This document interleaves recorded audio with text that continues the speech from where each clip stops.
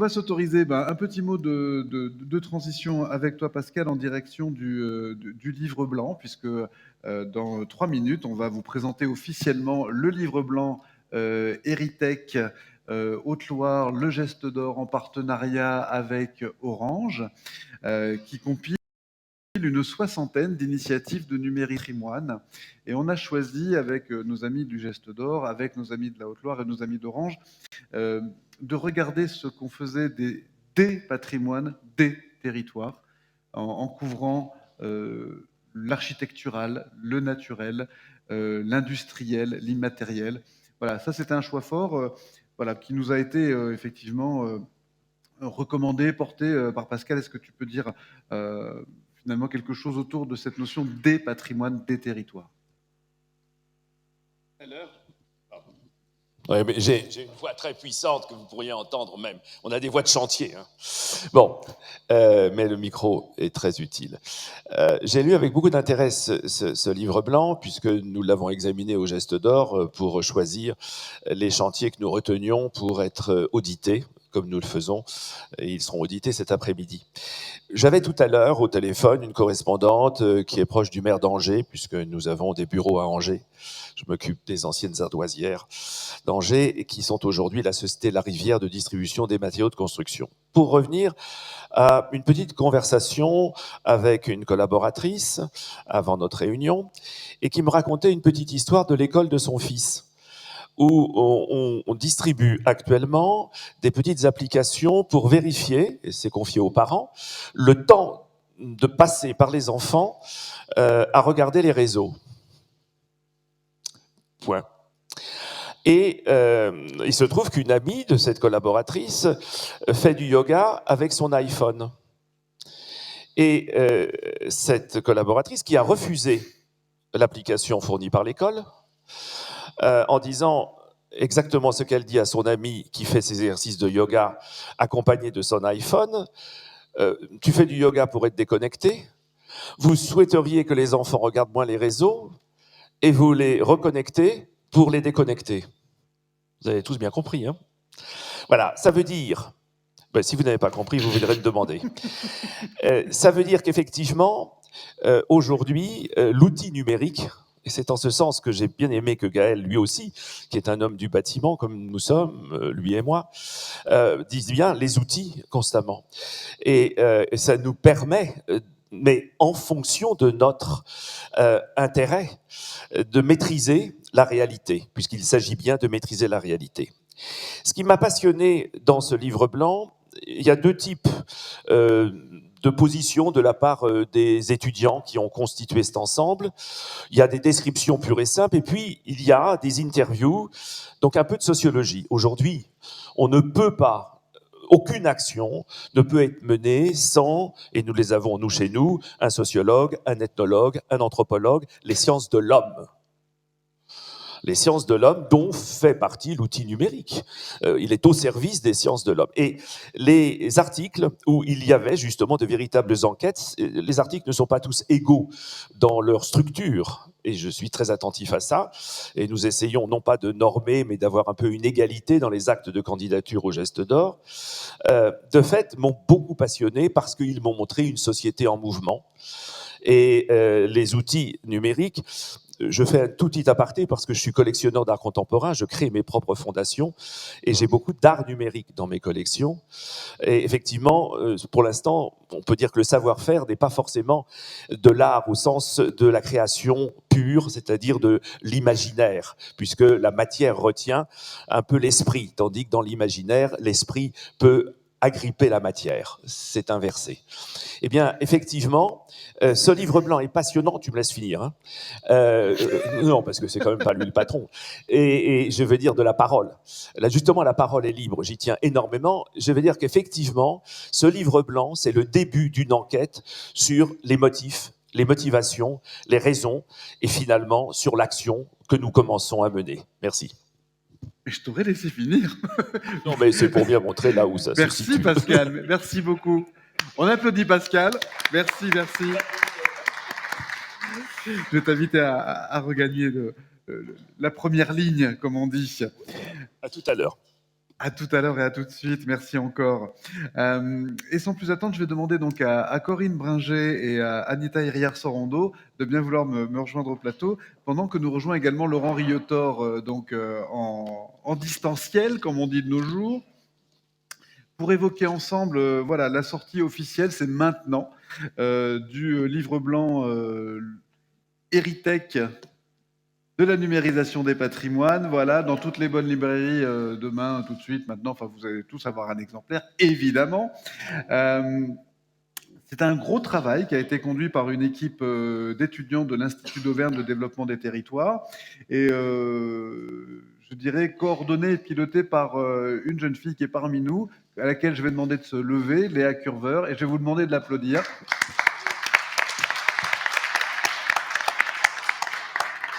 Voilà, ça a été un sacré chantier pour parler bâtiment, de faire le tour de ces initiatives partout en France, en essayant voilà, de commencer à trouver une structure, c'est-à-dire quelles sont les missions qu'on peut assigner à la numérisation des patrimoines. Est-ce que c'est donner à voir ce qui n'existe plus? Est-ce que c'est augmenter la profondeur de l'expérience de visite? Est-ce que c'est faire évoluer les médiations et toucher les publics auxquels on n'accède pas? Voilà, on a essayé de commencer à construire une catégorisation. C'est work in progress. Et ce livre blanc va continuer de s'écrire. Donc j'invite tous les territoires présents, ceux qui nous suivent en ligne. On était 120 hier, je ne sais pas combien on est aujourd'hui, on va me le dire dans l'oreillette. Mais en l'occurrence, c'est important, envoyez-nous ce que vous faites en vrac, et puis après on structurera. Mais c'est important d'avoir cette logique de ressources et de partage de ce que fait chacun. Parce que les sources d'inspiration, elles sont partout dans les territoires. Et voilà, donc l'enjeu, il est fort. Et je remercie beaucoup le département de la Haute-Loire voilà, de nous avoir accompagnés dans cette démarche-là. Et Corinne Bringer, vice-présidente à la culture de cette belle maison du département de la Haute-Loire, va nous dire quelles sont les envies et quels sont les usages que vous trouverez peut-être dans ce livre d'or, où il y a quelques initiatives altiligériennes. Un livre blanc, pardon. Ouais, voilà, je suis sous influence. Oui, bonjour à tous. Donc c'est vrai que dès le début, le département a souhaité apporter son accompagnement et son soutien à ce livre blanc. Ce livre blanc qui est en fait un premier pas dans le partage, dans la mutualisation, dans la création de ressources qui nous donnent à voir ce qui se passe sur les territoires. Donc effectivement, il y a une grande variété de projets qui sont présentés dans ce livre blanc. Il y a une grande variété aussi de territoires et puis aussi une grande variété d'usages. Donc on voit différents usages, outils, techniques ou technologies qui nous permettent de voir qu'on peut à la fois, grâce au numérique, valoriser le patrimoine, qu'on peut le préserver et qu'on peut imaginer aussi le patrimoine qui n'est plus ou qui n'est presque plus à certains endroits. Et puis ce qui est important aussi, et on le voit dans le livre blanc, on a à la fois des expériences dans des grandes villes, on a parlé de Bordeaux tout à l'heure, on a des expériences en Haute-Loire, il y a plusieurs fiches sur notre département et on en est ravis. Et puis il y a aussi des expériences sur des territoires minuscules, des territoires très ruraux. Et là, on s'aperçoit que le numérique, c'est vraiment une chance encore plus pour ces territoires-là et pour ces patrimoines qui ne seraient pas du tout accessibles sans le numérique et qui, de ce fait, sont accessibles partout et par tout le monde, très facilement et très rapidement. Donc, au niveau de ce livre blanc, c'est une soixantaine de fiches qui sont extrêmement bien faites, avec tous les détails dont on peut avoir besoin, notamment les contacts, notamment des porteurs de projets. Et on peut se mettre en relation très facilement et on peut aller voir sur le terrain. Et c'est vrai qu'on en parlera cet après-midi quand on présentera notre projet de la chapelle numérique Saint-Alexis. Si à l'époque, quand on a lancé la réflexion sur ce projet, si nous avions eu ce livre blanc entre les mains, ça nous aurait été fort utile dans notre recherche prospective parce que nous étions effectivement à la recherche d'expériences, à la recherche de sites, à la recherche de technologies, d'outils numériques. Et bon, on a fait cette recherche un peu par nous-mêmes, tout seul, et ça nous a pris un peu de temps. Et si nous avions eu ces 60 fiches très bien faites, ça aurait été beaucoup plus facile. Alors, ce livre blanc, il y a des chercheurs, il y a des experts qui ont travaillé, il y a des entreprises, il y a des élus, il y a des porteurs de projets. Donc, c'est un travail très riche, où il y a de la matière grise, où il y a des points de vue qui se complètent. Et ce livre blanc, on peut le lire en totalité, ou bien on peut le picorer en fonction des expériences que l'on recherche, soit par rapport au projet qu'on a en tête, soit par rapport aux caractéristiques aussi de notre territoire.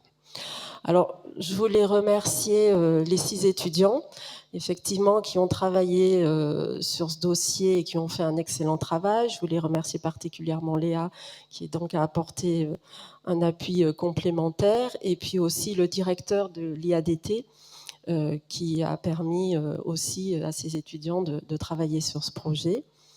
Alors, c'est la première brique, on l'a dit, de l'édifice. J'espère que la suite sera peut-être la création d'une filière nationale des entreprises de la digitalisation du patrimoine. Et on espère que peut-être la Haute-Loire, et plus particulièrement le Puy-en-Velay, pourrait être cette capitale de ce pôle d'entreprise et pourrait être ce carrefour d'échange, de travail, de partage entre ces thématiques qui sont le patrimoine, le territoire et le numérique. Merci Corinne Bringer. Je rappelle que vous êtes conseillère départementale déléguée à la culture au patrimoine et qu'on vous retrouve cet après-midi, mais dans un tout autre rôle, puisque c'est vous qui allez nous présenter, dans le cadre des auditions du prix Geste d'Or, l'initiative Terre de Géants.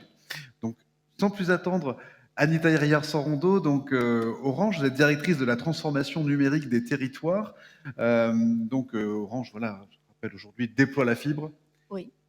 Et pas que la fibre. Amène les réseaux, c'est pour ça que la question de la ruralité, et oui aussi les réseaux mobiles, la question de la ruralité évoquée par Corinne Bringer vous est extrêmement chère.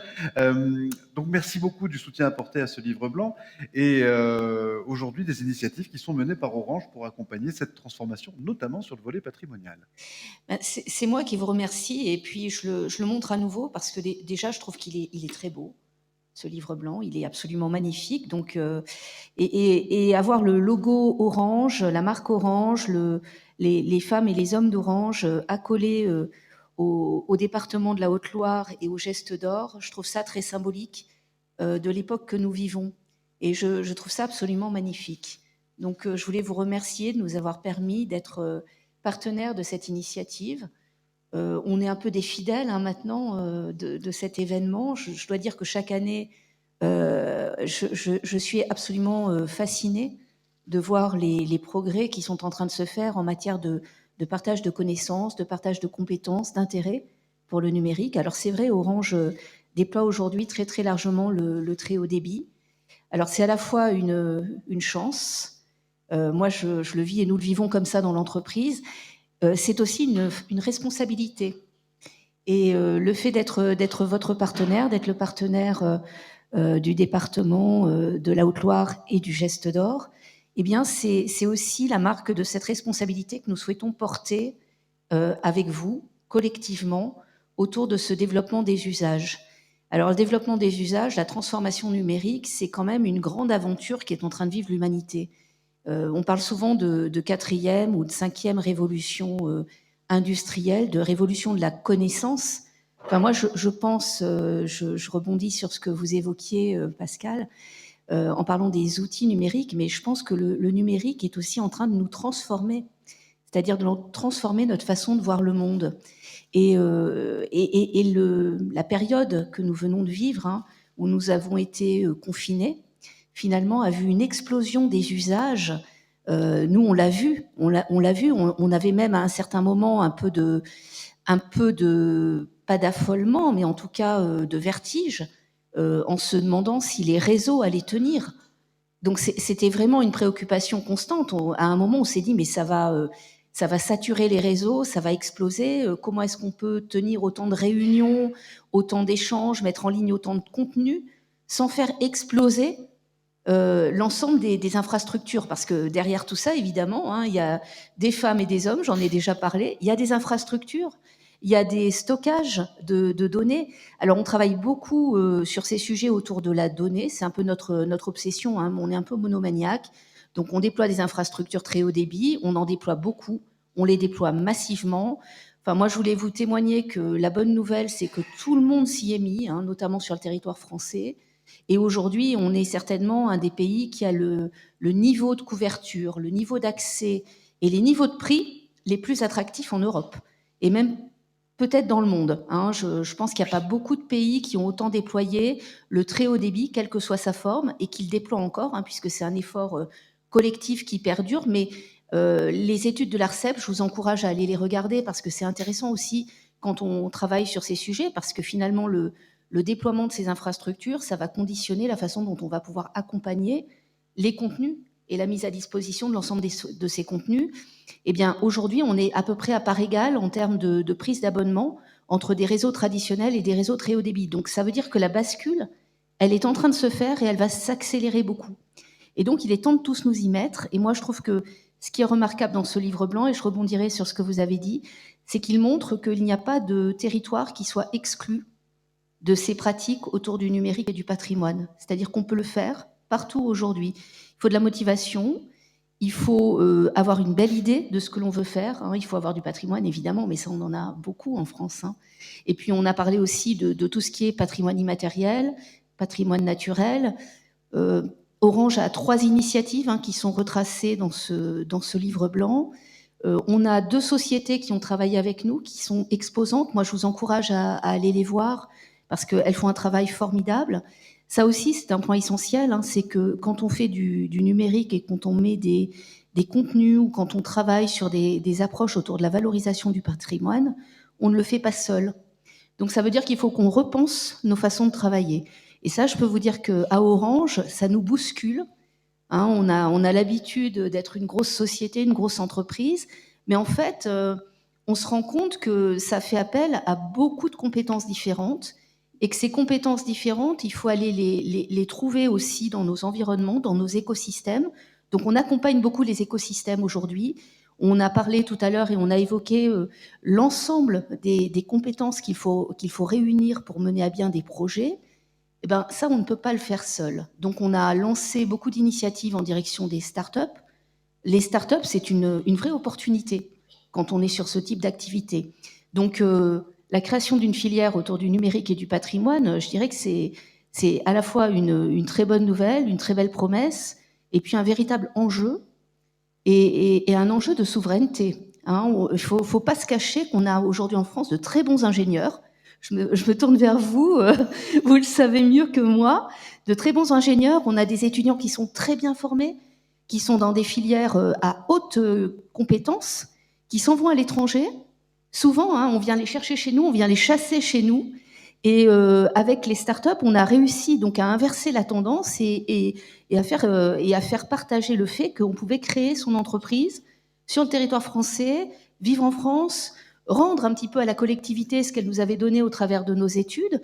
Donc il y a toute une mobilisation qui est à faire, et donc c'est pour ça que je vous encourage vraiment à aller voir ces jeunes pousses, hein, qui sont sur les stands, qui commencent à avoir quelques années, hein, donc elles ont quelques heures de vol, elles sont assez solides, elles ont pris une belle échelle, et donc voilà, donc il y a des énergies à réunir, il faut bien travailler les projets. Les financements, je me tourne vers vous, je sais que c'est un sujet, un vrai gros sujet, mais en fait, il y a beaucoup d'argent. Il y a beaucoup d'argent, mais le problème, c'est comment est-ce qu'on va le chercher et comment est-ce qu'on monte les projets. Donc ça aussi, ça fait appel à des savoir-faire un peu particuliers. J'en profite, hein, je ne fais pas de la pub comme ça, hein, ne le voyez pas comme ça, mais en ce moment, le plan de relance, c'est une opportunité, mais incroyable, pour aller trouver des financements. Je fais partie des correspondants France Relance au sein d'Orange parce qu'on s'est dit, oula, mais ce plan, c'est incroyable, c'est un moyen de transformer les territoires d'une façon extraordinaire. Donc allez-y, hein. Il y a une expérience qui est retracée autour de Fluvision. Donc Fluvision, dans le cadre d'un domaine naturel, d'une forêt. Fluvision, c'est quoi? C'est une solution qu'on propose depuis déjà plusieurs années à nos clients, qui consiste à dire, voilà, on a tous ce genre de petits objets sur nous. Hein. Alors ceux qui sont passionnés des séries policières savent aujourd'hui que le crime parfait, il est quasiment impossible à réaliser. À cause de ça. À cause de ça et de l'ADN. Hein. C'est-à-dire que bon, on laisse des traces numériques tout le temps. Donc on s'est dit, voilà, les traces numériques, on va aller les rechercher sur nos relais mobiles, ce qu'on appelle des BTS, puisque en fait, on borne. Chaque fois même si on n'utilise pas son smartphone, on borne chaque fois qu'on se déplace. On va aller rechercher ces informations, on va mettre en place des algorithmes qui vont complètement les traiter, les anonymiser, donc on ne pourra pas rattacher un bornage à un appareil et à un individu, mais par contre, on va massifier les données et on va traiter cette donnée et on va la redresser à partir d'éléments qui nous viennent de données de consommation du mobile, de données d'origine des visiteurs, et on va restituer ces données à des collectivités qui en ont besoin pour améliorer, par exemple, leur offre touristique. Donc, on a commencé ce travail avec Marseille, capitale de la culture. Donc, ça fait déjà un certain nombre d'années, parce que la ville de Marseille nous a dit, la métropole nous a dit, moi, j'aimerais bien savoir qui vient sur l'événement.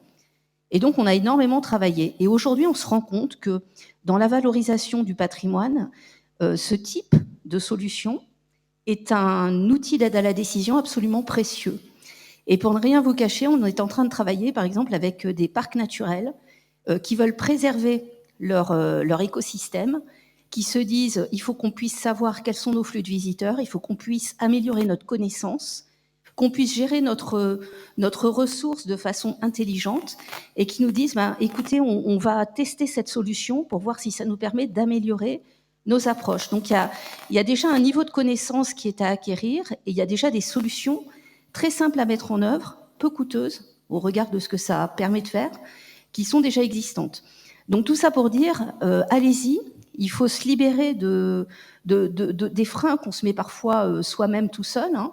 Il y a des écosystèmes très dynamiques. Vous avez quelques exemples, et pas mal d'exemples, mais ils sont passionnants hein, dans l'espace de démonstration. Et puis ensuite, eh bien, il faut travailler ensemble, il faut travailler collectivement. Et je pense qu'on peut réaliser de très très belles choses et qu'on est en train de vivre une telle révolution que si on passe à côté, eh bien, je pense qu'on aura beaucoup de mal à remonter les marches. Et on parle beaucoup des GAFAM. Hein. Nous, on n'est pas des ennemis des GAFAM. Hein. Ils utilisent nos infrastructures. Parfois, ils les saturent. Donc, c'est pas toujours nos amis. Ils payent pas beaucoup en retour. Mais aujourd'hui, les GAFAM, ils ont compris. Hein. C'est-à-dire qu'ils utilisent la production de données qu'on fait tous. On est tous des producteurs au service du marketing des GAFAM, au service de la valorisation des GAFAM. Donc, si ce n'est pas nous qui prenons en charge collectivement la valorisation du patrimoine, eux le feront. Et ils le font déjà. Donc, moi, je préfère aller consulter des archives numérisées ou aller visiter, préparer une visite de site à partir de projets qui ont été menés avec une gouvernance, avec des conseils scientifiques, avec une capacité à accompagner le projet et avec un développement local, plutôt qu'à aller sur une base qui se trouve hébergée quelque part dans le cyberespace et sur lequel on n'a pas beaucoup de maîtrise, et notamment de maîtrise scientifique. Voilà, donc je voulais vous remercier encore de nous avoir associés à ce livre blanc. Et merci Anita Yarrière-Sorondo.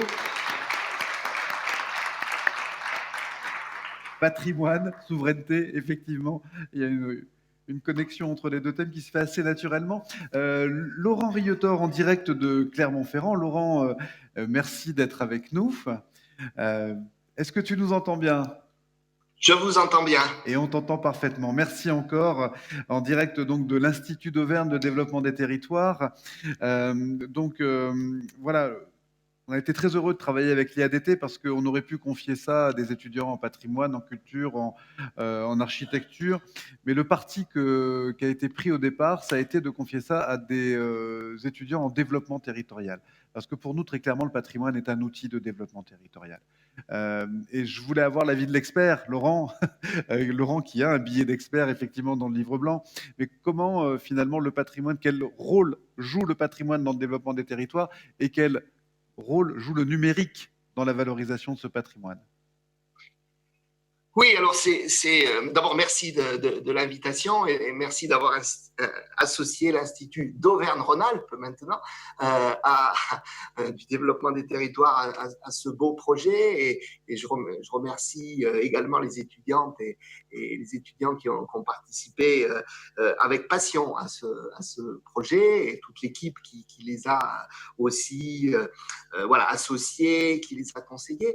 Alors pour revenir à ta question, je pense qu'il faut partir aussi de l'idée que nous assistons depuis quelques années, et peut-être que la crise Covid a encore renforcé ça, à ce que certains collègues ont appelé le tournant territorial de l'économie. Et de l'économie, je dirais, locale, mais peut-être aussi mondiale.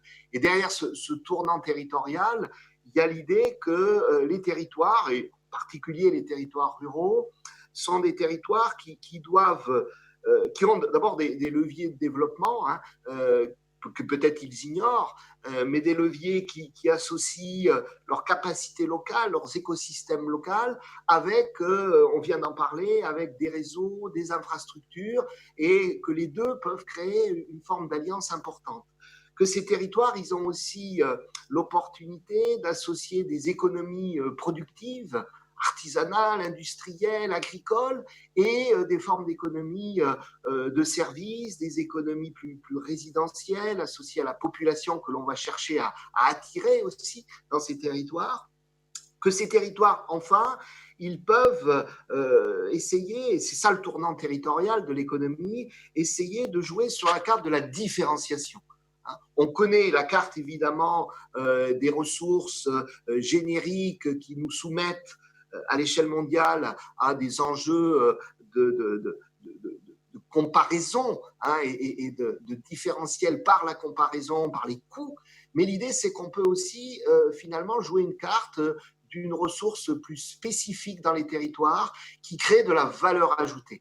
Et donc, en termes de développement des territoires, cette recherche de valeur ajoutée par la différenciation, par l'association des ressources entre elles, est vraiment un moteur majeur. Et donc, du coup, finalement, associer le territoire, ses ressources, son patrimoine et le numérique, c'est une alliance particulièrement prometteuse. C'est un peu un ticket gagnant pour les territoires, mais à condition d'associer tous ces éléments entre eux. Et ce que montre le livre blanc, dont je recommande aussi la lecture vraiment à tout le monde, et je recommande la lecture à la fois de tous ces cas, ces exemples qui ont été décortiqués, mais je recommande aussi les dernières pages qui sont un peu sur finalement les clés de la réussite. Et je dirais c'est les clés de la réussite aussi pour les territoires.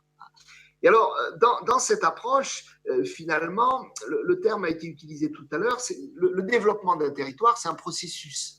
Et si on veut aller vers cette valorisation des ressources et du patrimoine, par et avec le numérique, avec le digital, il faut entrer dans ce processus, dans cette dynamique. Et ce processus, ce qui est intéressant, moi, ce que j'ai un peu découvert aussi à la lecture du livre blanc et en accompagnant un peu les travaux, c'est que finalement, à chaque étape du processus, le numérique peut vraiment être un levier, peut être un outil important. La première étape, c'est finalement qu'une société locale redécouvre son patrimoine, identifie ses ressources patrimoniales.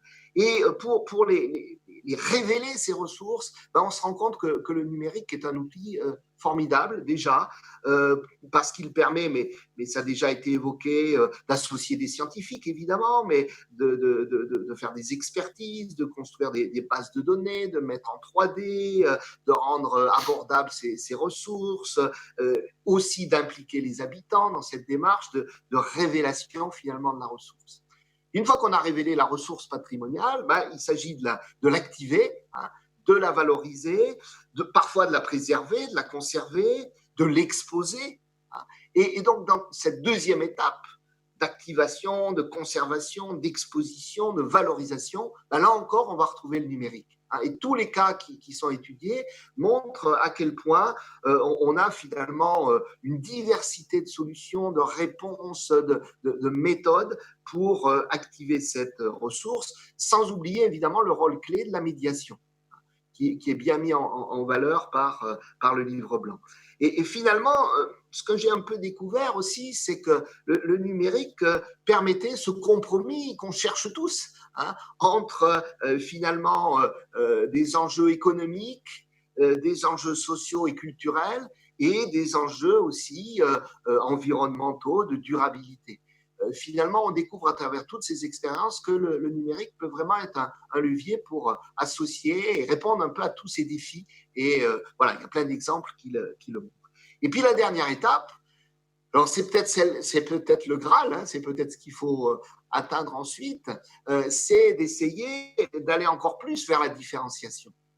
Voilà, on a révélé des ressources patrimoniales, on les valorise, on les expose, on les préserve, mais ensuite, comment on se différencie, comment on se distingue? Et là, je raisonne plutôt à l'échelle des territoires, qu'ils soient ruraux, qu'ils soient de villes moyennes, intermédiaires ou de grandes métropoles. Les enjeux sont un peu les mêmes. Comment on se distingue? Comment on se différencie? Et alors évidemment, ça passe par de formidables projets qui sont présentés, des musées, des aménagements de sites, etc. Mais ça passe par des formes de labellisation. Et voilà, on en parlait juste avant. Et puis, je pense que ça passe aussi par l'idée de créer des réseaux. Et des réseaux de lieux, de sites. Et on voit dans plusieurs cas que c'est parfois encore un peu une opportunité à développer. C'est parfois encore un défi qui est mis dans la petite grille à FOM. Souvent, voilà, l'idée, c'est d'aller plus loin vers des réseaux à l'échelle d'un département, par exemple. Ça peut passer par des routes, par des lieux qui sont mis en relation les uns avec les autres, ces réseaux de lieux finalement. Et là encore, on va retrouver la place que peut jouer le numérique, qui là encore est un levier formidable pour créer ces réseaux, pour créer ces liens. Je dirais c'est presque par nature un outil de mise en relation. Mais là, en l'occurrence, c'est quelque chose qui peut être vraiment valorisé pour à la fois rester dans sa différenciation locale, attachée à son territoire, à son identité culturelle, mais aussi pour relier ce territoire à d'autres territoires. Et je pense que ça, c'est un des grands défis, peut-être encore à construire dans le cadre de ce projet Heritech, et ça a été évoqué, à un moment, il faut relier tout ça, et se différencier. Et peut-être, pour terminer, on voit que dans tout ce cheminement, dans tout ce processus, il y a un peu des leviers. Alors, le livre blanc insiste sur il faut engager la population, il faut penser sur le long terme. Et puis, au-delà des infrastructures, au-delà des techniques, il faut penser et il faut garder le contact humain, le contact social. C'est les grandes conclusions du livre blanc. Moi, j'ajouterais peut-être 3 choses, mais qui sont reliées par rapport au territoire et par rapport au développement des territoires. C'est d'abord raisonner, évidemment, projet de territoire, projet qui associe les acteurs du territoire, les entreprises, les élus, les cadres qui interviennent dans les territoires, les associations. C'est créer cet écosystème local et avoir une vision stratégique. Cette idée de stratégie portée politiquement et qui associe du technologique et du social. Ça, je crois que c'est le premier levier qui ressort fortement du livre blanc, pour les territoires, encore une fois. Deuxième levier qui ressort pour les territoires, mais qui va de pair avec ça, c'est qu'à un moment, il faut créer une dynamique collective. Et une dynamique collective, elle passe par du réseau local, du réseau un peu plus large, voire du réseau plus global. Le réseau, la dynamique collective, c'est le deuxième levier qu'il faut mobiliser. Et puis le troisième levier, tout à l'heure on parlait peut-être d'une révolution de la connaissance, C'est peut-être le nouveau tournant, le territoire et la connaissance. C'est ce levier de créer des communautés apprenantes. Moi, ce que j'appelle voilà, les territoires apprenants qui sont dans des dynamiques à la fois stratégiques et collectives. Et pour créer ces communautés apprenantes à toutes les échelles, où on se partage des données, où on fait des retours d'expérience, où on apprend parfois de ses erreurs, etc., etc. C'est ça la dynamique apprenante. On apprend ensemble, tous ensemble. Eh bien, encore une fois, le digital est un outil formidable pour faire ça. Cette révolution de l'intelligence dans les territoires, pour les territoires et autour du patrimoine, il me semble qu'on a là des matériaux avec le numérique, des leviers avec le numérique qui sont particulièrement prometteurs. Merci beaucoup Laurent Riotor. Je me demande toujours comment il fait pour faire des synthèses aussi lisibles, aussi claires. Merci infiniment. Merci à toutes les deux. On vous applaudit à nouveau. Je vous invite à regagner la première ligne. Anita, peut-être un dernier mot. Oui, je voulais juste rajouter un petit point parce qu'on est tous en phase d'apprentissage. On apprend tous les jours, on apprend constamment. Et je voulais juste vous signaler une initiative qu'on a mis en place. Alors là, c'est un peu page de pub quand même, mais pas tout à fait. On a investi aujourd'hui dans des 5G Labs qui sont présents dans chaque région de France, au sens grande région. Donc vous en avez un à Lyon. C'est un lieu où on vous présente d'abord des réalisations qui matérialisent ce que va permettre de faire et ce que permet de faire la 5G. C'est aussi un lieu où les sociétés ou les collectivités qui ont envie de tester cette technologie sur des approches très concrètes vont pouvoir faire du prototypage rapide pour tester ce que ça permet de faire.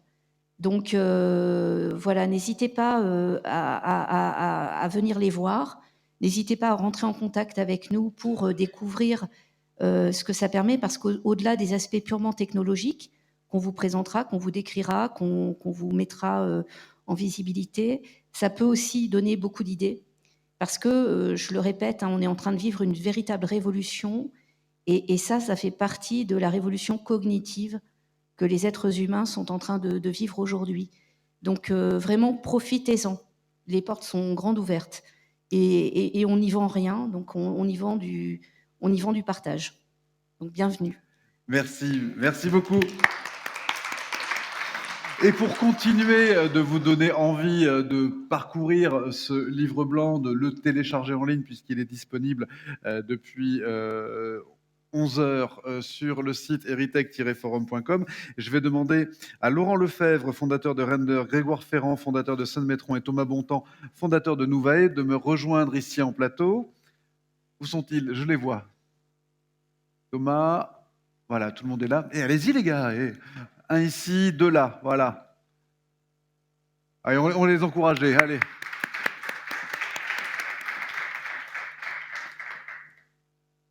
Ils ont déjà les crocs, c'est pour ça. Bon, bienvenue, merci d'être avec nous. Donc, vous avez été effectivement identifié dans le livre blanc. On commencera par Laurent qui nous fera un pitch très bien en place. Merci beaucoup. Puis on reviendra sur l'expérience Sun-Metron Nouvae autour d'une initiative qui est à la fois, qui a fait l'objet d'une monographie complète dans le livre blanc et qui a également été primée l'an dernier pour la première promotion des prix Heritech, le geste d'or. Donc, Laurent Lefebvre, Render, on peut vous retrouver sur le stand d'Orange qui vous accompagne et vous soutient. Vous avez fait partie d'une promotion d'incubation d'Orange et puis depuis, vous vivez votre vie. Voilà, je vais vous laisser nous raconter. En régie, on va mettre en place le dispositif. Vous avez l'écran de contrôle ici. C'est à vous. Excellent. Merci à tous. Donc, Render, on est une société technologique spécialisée dans la mise en valeur de patrimoine historique. On est entre 20 et 30 collaborateurs sur tout l'ensemble du territoire. On a une dimension nationale aussi qui nous est donnée par notre partenariat avec Orange. Et notre activité, elle est simple. D'un côté, on fait des reconstitutions en images de synthèse de villes entières ou de cathédrales à des périodes de leur histoire. Et d'un autre côté, on crée des parcours ludiques sur application, donc c'est escape game, adventure game, pour que les visiteurs découvrent le lieu en autonomie et puissent bénéficier des expériences en réalité virtuelle. Alors, j'aimerais bien que la vidéo puisse commencer un moment. Voilà, merci. Et donc, on est une boîte un petit peu atypique puisque la plupart des profils qui nous composent, ça va être des historiens, des archéologues, des spécialistes de la médiation, des docteurs. Et ensemble, on va vraiment être dédiés sur la reconstitution de patrimoine historique et des parcours ludiques sur l'application. Donc, pourquoi la mise en valeur du patrimoine, c'est important? Parce que aujourd'hui, près de 70%, on estime, du patrimoine historique n'est pas accessible au public. Donc, c'est des lieux qui sont endommagés, qui sont détruits, qui sont utilisés par du privé, par du public. Et souvent, l'expérience touristique, elle se révèle un peu frustrante. Souvent, quand on est visiteur, quand on est touriste, on est bloqué devant des façades. On ne peut pas passer derrière des lieux. Et donc, c'est assez frustrant. Donc, près de 70% du patrimoine est inaccessible, ce qui fait que beaucoup de frustration qui se crée sur le territoire. On peut parler de grands sites, de grandes ruines, mais aussi de plus petits patrimoines. On travaille par exemple dans le Cantal avec la ville de Mauriac, le pays de Mauriac, sur une mise en valeur des fours à pain. Donc vraiment, il y a tous les sujets, il y a énormément de patrimoine en France à valoriser, dans lequel on va pouvoir ramener du public pour pouvoir les découvrir. Alors je suis un peu en avance sur la vidéo. On est où là? Mais on a de belles images. Il me semble que c'est en Croatie, mais je ne suis pas sûr. Et donc, pour mettre en valeur ces lieux, on va développer le tourisme. Comment? Avec une application qui s'appelle Légendaire. Alors, le but des Légendaires, c'est une application pour les amoureux du patrimoine. On va vous guider d'un point A à un point B, sous forme des parcours, sous forme d'escape game, d'adventure game. À chaque fois, le principe, il est simple. Vous allez à l'office de tourisme, ou vous allez à un point d'accueil, ou chez un commerçant partenaire. Vous récupérez potentiellement un kit d'aventure composé d'un casque de réalité virtuelle ou d'autres petits goodies qui sont optionnels. On peut faire l'expérience sans, mais c'est toujours sympa et surtout, ça fait du revenu pour les collectivités. Et l'application nous guide, tournez à droite, tournez à gauche dans le lieu. Et à chaque étape de leur parcours, ils vont pouvoir avoir de la médiation. Texte, images, photos, vidéos, réalité augmentée, réalité virtuelle. Et donc, c'est là, à ce moment-là, où on va glisser le téléphone dans le casque pour pouvoir bénéficier des expériences immersives. Même principe sur d'autres villes. Donc, cette ville-là, Pont-de-l'Arche, c'est une ville qui est inconnue en termes de tourisme, puisqu'il n'y a pas d'office de tourisme. C'est les commerçants qui sont prescripteurs de l'offre qui la proposent. Donc, on a par exemple des jeux des 7 différences entre l'application et la réalité. Donc le but, c'est de regarder les façades, c'est pas d'être le nez sur le smartphone. Quand on peut valoriser les lieux, on le fait. Quand on peut pas, là, on va revoir par exemple une bataille viking de façon immersive, comme si on y était. Aujourd'hui, Render, on a une vingtaine de productions par an. On propose, du coup, nos clients nous choisissent parce que on a une application qui fonctionne 24 heures sur 24, 7 jours sur 7, qui parle toutes les langues, qui fonctionne dans toutes les conditions de connectivité. C'est quelque chose qui a été travaillé beaucoup avec Orange et qui va évoluer dans le temps. On a plus d'une cinquantaine de destinations, une centaine de parcours, et tous les ans, on a des dizaines de milliers de visiteurs qui découvrent des lieux grâce à Légendaire. Donc, chez Render, on a les deux savoir-faire, à la fois le côté applicatif, à la fois les reconstitutions. Sur cette année, on a fait une vingtaine de productions. On a fait une petite sélection, et je vous ai mis ça sur une vidéo pour voir un peu depuis l'Antiquité jusqu'à nos jours différentes de nos reconstitutions. Bon visionnage.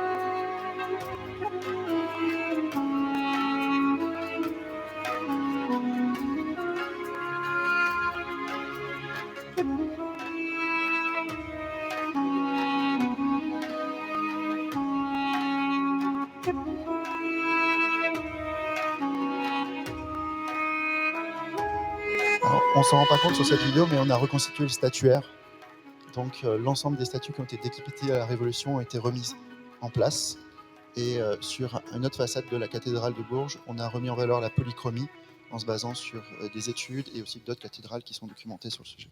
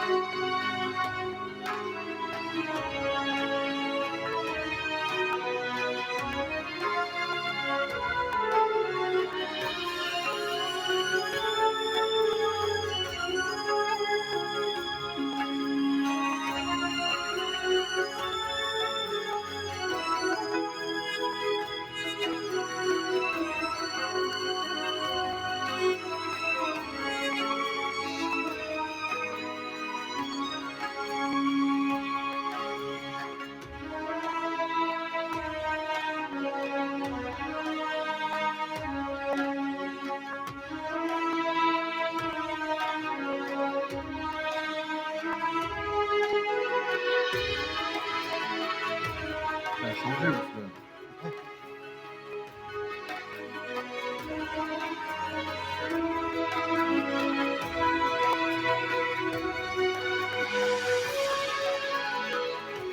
Toutes les villes qu'on voit là enfin tous les lieux sont soit détruits, soit endommagés.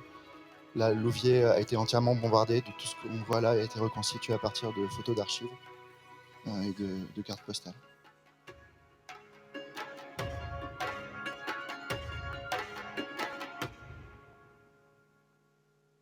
Merci.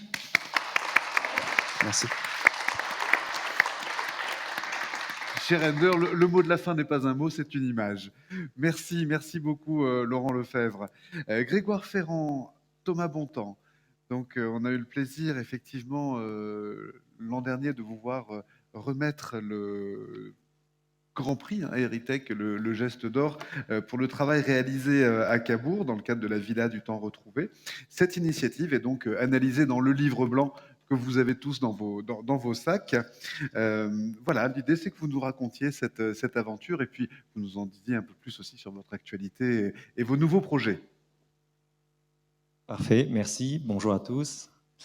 Il y a un petit support PowerPoint, si jamais on peut le lancer, c'est parfait. Hop, à toi de jouer, vers ici. Ok. Alors l'année dernière, effectivement, on était venu pour parler un peu de quelque chose d'hybride, entre guillemets, parce qu'on n'est pas 100% dans du numérique, mais on est vraiment sur un projet architectural qui a été développé grâce aux outils numériques. Et donc, en fait, le prix qui a été reçu, et c'est pour ce travail qui a intégré l'humain du début à la fin et le digital, en fait, depuis la genèse et la conception jusqu'à la réception et la scénographie. Donc on va essayer de vous faire revivre ça en quelques minutes. C'est une aventure qui a commencé évidemment sous l'égide de la ville de Cabourg, qui est une ville qui a été presque entièrement constituée dans l'état qu'on connaît comment dire, à la belle époque. Et donc c'est un partenariat qu'on a pu faire nous en tant que maître d'œuvre, et avec aussi la start-up Novae, avec qui on travaille et on a tissé des liens. C'est pour ça qu'on est ensemble aujourd'hui sur ce deuxième volet Héritech. Donc le prix du geste d'or qu'on a reçu récompense ce travail-là. On remercie d'ailleurs cette initiative qui a permis en fait de dépoussiérer un peu le patrimoine en le mettant en avant via l'univers digital.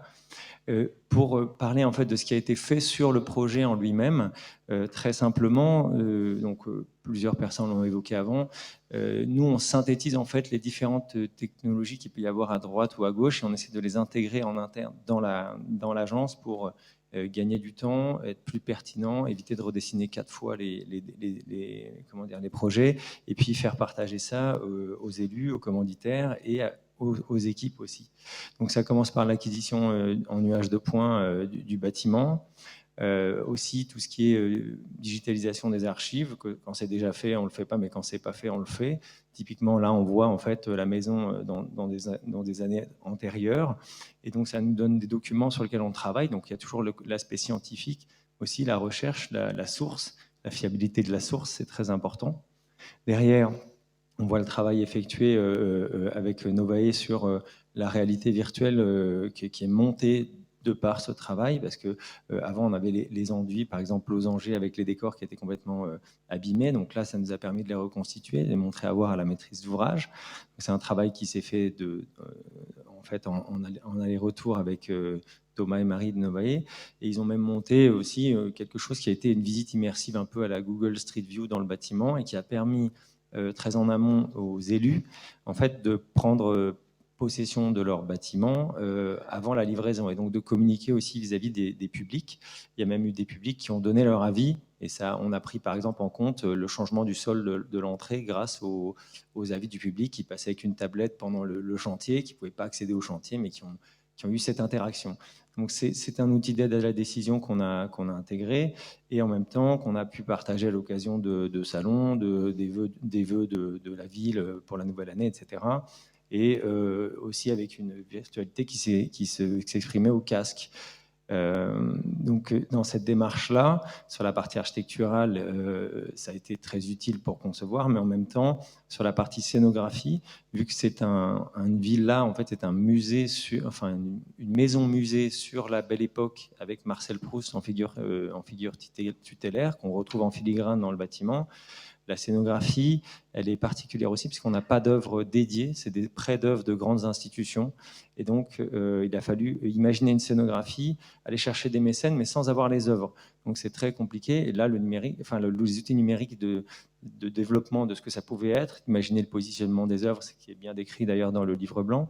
Voilà, ça s'est fait grâce aux outils de réalité virtuelle. Et en même temps, il y a une approche assez fine de la scénographie, assurée par Nathalie Crinière, l'agence NC, où en fait on a redonné vie à des objets ou des outils qui ne pouvaient plus fonctionner, un ancien projecteur Koch qui ne pouvait plus fonctionner. Donc avec les outils digitaux, on arrive à le refaire projeter. On intègre par exemple dans des petites boîtes à musique que vous pouvez voir, ou dans la cage à oiseaux, on crée aussi des petits paradoxes comme ça, où on vient mettre une vidéo par exemple de la femme oiseau à l'intérieur d'une cage à oiseaux. Donc ça crée des petits événements comme ça numériques au sein du parcours. Après, on a évidemment dans la conception architecturale, le numérique aide aussi. Alors là, c'est des photos de chantier qui vous montrent le design d'un escalier fait par on va dire l'agence, mais designé aussi par l'entreprise, après découpé numériquement et assemblé. Donc il y a à la fois l'outil numérique et humain pour arriver à un escalier dont voilà le résultat final, c'est assez modeste, mais ça reste quelque chose qui est transversal dans toutes les thématiques qu'on aborde aujourd'hui. Même chose pour l'humain qui refait la façade, les calpinages des croisillons losangers. À droite, vous avez les essais du maçon, les tests des différentes ocres. Donc c'est la main qui fait. Et à gauche, c'est la façade à l'échafaudé pour justement que les compagnons puissent travailler et mettre en avant ce travail via la réalité virtuelle également. On s'en est servi sur le chantier. Alors, on devait revenir cette année pour vous donner quelques chiffres. On n'avait pas de retour sur expérience l'année dernière puisque c'était encore en chantier. Il se trouve que si on a quelques chiffres, on a une dizaine d'entreprises de maîtrise d'œuvre, donc des concepteurs et des scénographes qui ont œuvré sur ce projet, une douzaine d'entreprises locales, donc 13 institutions publiques qui prêtent des œuvres, et donc ça tourne en fonction des années. Le 19 mai 2021, qui est vraiment la date à retenir d'ouverture, donc c'est assez proche finalement. On a une saison, on a juste eu la saison estivale, et il y a eu donc 309 retombées médias là-dessus, donc ça a été très très diffusé largement, grâce aussi au travail de Tristan Duval, le maire, là-dessus. Déjà 24 115 visiteurs en 4 mois, donc sur 30 000 attendus, mais pas forcément la première année. Enfin, c'était un objectif à plus long terme, donc c'est déjà assez prometteur. 1860 visiteurs durant les journées du patrimoine, et des formats pour les enfants, des concerts, etc., des visites, des ateliers et des partenariats avec des entreprises. Donc, derrière, si on rentre un tout petit peu dans la scénographie, ce qui est intéressant aussi, c'est que comme ce sont des œuvres qui vont tourner, en fait, on va en perdre la trace. Et donc, l'idée, c'est qu'elles sont numérisées aussi quand elles arrivent dans le musée et que vous rentrez sur une espèce de panneau flottant comme ça, des œuvres qui ont été et qui sont en cours dans le musée. Donc, vous avez une sorte de musée, le musée imaginaire de Proust. Là, on le retrouve dans cette figure assez bien sentie par l'agence Nathalie Crinière. Vous avez une salle immersive qui vous permet, à l'échelle 1, de projeter des vidéos en fait, de la Belle Époque et de cette époque révolutionnaire également, et donc de rentrer vraiment du Cabourg d'aujourd'hui au Cabourg de la Belle Époque, de passer en fait, dans cet univers-là. Et vous avez en filigrane aussi des costumes qui sont derrière et qui apparaissent avec un jeu de lumière. Donc on a du réel et de la projection. Donc on a de l'authentique, j'ai envie de dire, touchable et de la projection. Après, dans les salles, alors ce sont une scénographie, on va dire, assez classique qui évoque des intérieurs de Belle Époque, mais on a, par exemple, à gauche, le tout petit cadre qui est là, qui va montrer en fait des petites drôleries numériques qu'on avait à la Belle Époque, qui sont, je sais pas, en fait, une femme qui sort des flammes ou un type qui se fait raser, mais sans rasoir. On voit juste des photos successives. Donc, c'est déjà des inventions de l'époque, mais qui sont en filigrane comme ça dans une scénographie plus classique, qui viennent pas, on va dire, avec un écran interpeller tout de suite l'œil, mais qui s'insèrent, on va dire, un peu plus finement. Et ça, c'est quelque chose enfin, moi, je salue le travail de Nathalie Crinière là-dessus parce que c'est vraiment c'est fin. Et ce qui est intéressant, c'est que aussi on peut s'asseoir sur sur les objets, les meubles, etc. On peut jouer du piano aussi, donc c'est quelque chose qui est interactif, mais dans le sens réel aussi. Donc ce parcours-là, il est conclu à la fin par le pavillon de l'architecture aussi, parce que c'est une maison en elle-même qui représente un peu à elle toute seule, c'est un peu une ambassadrice des maisons de la ville de Cabourg à cette époque. Et donc, au sein du pavillon de l'architecture, il y a tout un travail qui a été fait pour expliquer cette histoire de la ville via une médiation numérique portée par Novae, et dont je vais en fait laisser Thomas expliquer un peu les choses, mais qui poursuivent en fait le projet. C'est-à-dire que c'est une maquette numérique qui a été créée avec une certaine demande de départ, mais qui est incrémentable. Et donc, à chaque fois qu'on va avoir une expo sur une villa, sur quelque chose d'autre, c'est un outil de départ. Et c'est une table sur laquelle on peut mettre plusieurs couches de sens dans le futur. Thomas. Alors oui, tout à fait. En fait, il y avait une ouais, vidéo. il y a la vidéo qui la est vidéo. peut-être plus explicite. C'est vous qui la lancez, ouais. Okay. Alors voilà, donc là en fait c'est la vidéo qui est diffusée donc dans la villa du temps retrouvé. Donc c'est une vidéo d'accueil qui retrace l'histoire de la ville de Cabourg. Donc évidemment c'est une vidéo qui a demandé un certain temps puisque nous en fait on s'entoure toujours d'historiens, d'archéologues, d'architectes du patrimoine pour pouvoir justement avoir un maximum d'informations, de données qui sont extrêmement rigoureuses, extrêmement précises. Et on est très content en fait d'avoir pu réaliser cette vidéo qui est un prolongement, comme a dit Grégoire, du projet initial de modélisation de la villa du temps retrouvé, puisque c'est une maquette qui est évolutive, qui peut être amenée à s'incrémenter, à avoir des éléments rajoutés derrière en fonction de l'embellissement, en fonction des changements qui seront opérés sur la ville. Alors aujourd'hui, la vidéo, elle est diffusée, elle a reçu un accueil qui est hyper chaleureux, et encore une fois, c'est un petit peu notre ambassade. Si vous voulez aller la voir en entier, il faut aller à Cabourg, évidemment, on va pas tout vous montrer. Mais depuis en fait depuis Eritech et depuis cette victoire au geste d'or, en fait, on a eu beaucoup de mise en avant, dans le sens où nous, on est une jeune entreprise, aujourd'hui, on a 4 ans et demi, on est moins d'une dizaine de collaborateurs, donc on n'est pas une très grande entreprise, et on évolue pour autant dans un milieu qui est relativement étroit, où il faut faire ses preuves et avoir de la crédibilité. Et en fait, on a récupéré une très belle crédibilité avec ce geste d'or, avec cette mise en avant par Eritech, et ça s'est ressenti en fait depuis 1 an. Parce qu'on a eu plusieurs projets en liaison directe avec la Fondation du patrimoine, en liaison directe avec des institutions qui nous ont permis de réaliser des très beaux partenariats, et notamment des partenariats avec l'Institut français, qui a permis de nous mettre à l'étranger, à l'international. Et on a pu ainsi avoir une visibilité et crédibilité qui ont fait sens avec notre travail et qui nous ont mis évidemment sur des voies de développement très intéressantes. Alors depuis un an, je ne peux pas vous citer tous les projets, mais j'en ai quelques-uns. On a notamment travaillé sur toutes les époques, donc ça va de l'Antiquité jusqu'à nos jours. Ça va du stade de l'amphithéâtre gallo-romain jusqu'à la garçonnière transformée en restaurant étoilé avec nos architectes préférés, j'ai envie de dire, où c'est un gros travail architectural et historique. On a également été mis en avant sur beaucoup d'aspects de travaux de recherche, des reconstitutions de monuments qui ont complètement disparu, qu'on ne soupçonnait pas dans des villes isolées, dans des villages. On a travaillé sur un château Renaissance où aujourd'hui il ne reste plus qu'un pan de mur. Et il s'avère qu'au fil de nos recherches, on a pu découvrir qu'en fait c'était un château de la famille des Rohan où c'était joué, je ne sais pas si vous êtes au courant de l'affaire du collier de Marie-Antoinette, mais une partie de cette histoire s'est déroulée là-bas. Donc on a pu raconter quelque chose autour de ce château, ça a été une super aventure. Et en fait, depuis un an, depuis notre dernier passage à Heritech, on avait une question qui nous travaillait un petit peu. On se demandait, toutes ces maquettes numériques qu'on fait aujourd'hui sur nos serveurs, on a un petit peu moins d'une centaine de maquettes numériques, comment on peut les valoriser encore plus? Comment on peut leur apporter tout l'attrait qu'elles méritent? Parce qu'aujourd'hui, quand on travaille avec des collectivités locales, des architectes, on sort des visites virtuelles en quelques points de vue, on peut sortir des vidéos, on sort quelquefois des visites en réalité virtuelle, mais très peu. Et pour nous, de par le temps qu'on passe, de par le potentiel que ces maquettes ont, on a cherché un moyen de permettre à ces modèles d'être pleinement exploités.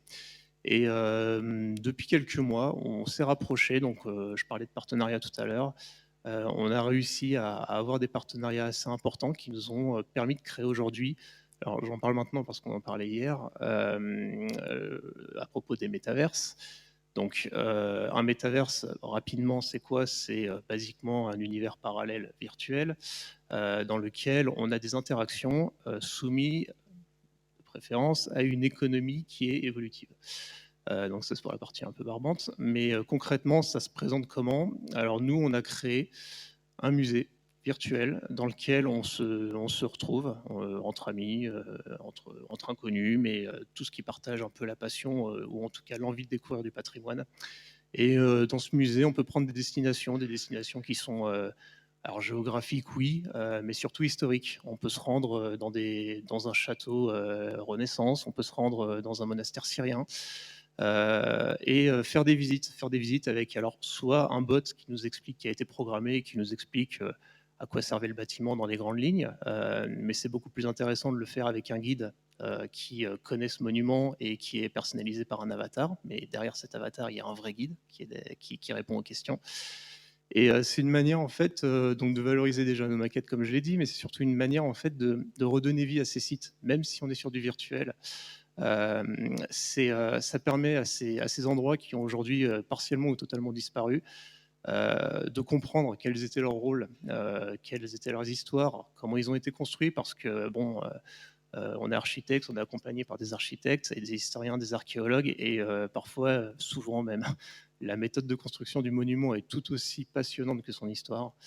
Et tout ça, on le raconte en fait dans ce qu'on a appelé notre métamuséum. Alors, on n'est pas tout seul, hein, comme je disais, on est une petite dizaine dans l'entreprise à peine, donc on n'a pas les reins assez solides. Donc pour ça, en fait, on a réussi à se rapprocher donc d'une société qui s'appelle Epic Games, qui développe aujourd'hui un moteur, le moteur de rendu qu'on utilise depuis des années, et notamment aussi du CNRS qui nous a accordé sa confiance là-dessus et qui va nous suivre pendant au moins 3 ans. Donc ils vont être contents. Et ça va être très intéressant de travailler avec ces entités qui sont très exigeantes, où on a beaucoup de pression, mais on est totalement confiant. Et aujourd'hui, on a réussi à fédérer d'autres startups, ce qui est très important aussi.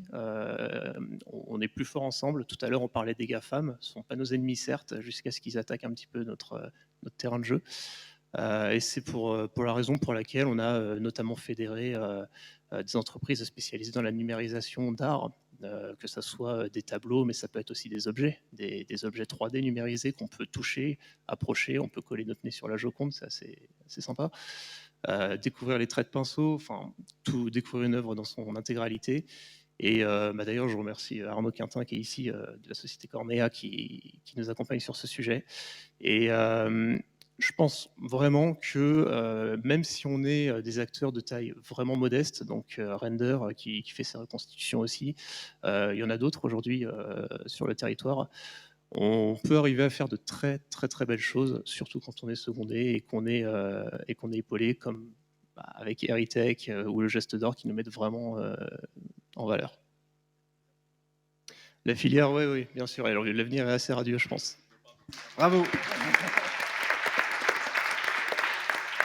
Juste avant de clôturer effectivement cette matinée, un dernier mot de Pascal Payen-Appenzeller pour le Geste d'Or qui a donc primé l'an dernier la Villa du Temps retrouvée à Cabourg. J'y faisais allusion hier, effectivement, les suites de votre plan. D'ailleurs, je félicite mon confrère architecte d'avoir installé ce plan dans une adjonction à la villa, qui était une adjonction tardive. Il a su utiliser une excroissance dont la qualité architecturale était moyenne pour en faire un contenant de ce plan. En réalité, je vous ai dit hier, et vous le comprenez aujourd'hui, qu'à partir de la prise de conscience par Fabrice Duval, oui, Fabien Duval, c'est ça, c'est Fabien ? Christophe Duval, pardon, le maire. Oui, pardon, c'est une petite erreur. Ce matin, j'avais un autre Christophe que j'ai confondu aussi. Et Christophe Duval, aujourd'hui, je vous le disais hier, a décidé, et c'est le Geste d'Or qui s'en occupe, de créer une charte des séquences architecturales de la ville de Cabourg, Second Empire, Belle Époque, Art déco, etc. Et en fait, ayant pris conscience à travers cette maquette de l'intérêt qu'il y avait à éduquer les différents propriétaires et occupants de la ville de Cabourg pour protéger en réalité l'identité de chacune des époques. Et c'est nous qui nous occupons de cette charte et qui avons certainement la labellisée parce qu'elle est très intéressante. Ça a effectivement eu beaucoup d'influence sur, comme je le disais également, sur tout le rivage, puisque effectivement toutes les villes qui vont, en particulier de Cabourg à Deauville, vont adopter cette pratique. Donc c'est lié à cette maquette et qui est ce que vous avez dit, mais j'aime bien les formules. Et aujourd'hui, quand on est architecte, urbaniste en plus, eh bien on s'occupe du patrimoine du futur. Et le patrimoine du futur, il contient entre le présent et le futur, eh bien tout simplement son mouvement, son évolution. Je voudrais dire une dernière chose par rapport aux maquettes. C'est très intéressant parce que je me souviens quand j'avais une chaire comme ça à l'université sur qu'est-ce que c'est qu'être contemporain, on a les mêmes idées dans les mêmes temps et c'est bien parce que ça permet d'être ensemble. Souvent, on n'en prend pas conscience, mais il se trouve que pour la première fois cette année au Geste d'Or, nous avons un concours des maquettes d'architecture. Car beaucoup de mes confrères, les grands en particulier, et c'est Édouard François qui est l'architecte de la Samaritaine actuellement, enfin pour Paris, pour des chantiers qu'on connaît, qui a un atelier complet avec scierie, menuiserie et tout, de maquettes. Et ces maquettes, eh bien, vous qui constituez des maquettes numériques à partir du passé, vous pourriez très bien, parce que nous sommes les seuls, nous, praticiens, à comprendre nos maquettes.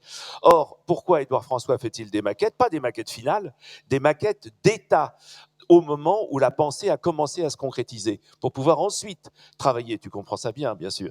Et donc, bien, vous pourriez très bien faire de ces maquettes qui séjournent dans les galeries de l'agence, des maquettes que l'on expose et qui permettent de comprendre cette relation qui est fondamentale pour nous, d'autant plus que maintenant on a le Caire d'Or, mais enfin, tout architecte fait ça, entre l'enveloppe, c'est-à-dire le contenant, et le contenu, l'usage. Donc, effectivement, donner à lire nos maquettes d'architecture, et je pense à Guéry, qui a une autre manière de faire mais il va concourir au Geste d'Or pour ses maquettes aussi, etc., etc. Voilà, du travail, du pain sur la planche. Merci. Merci beaucoup, merci Pascal.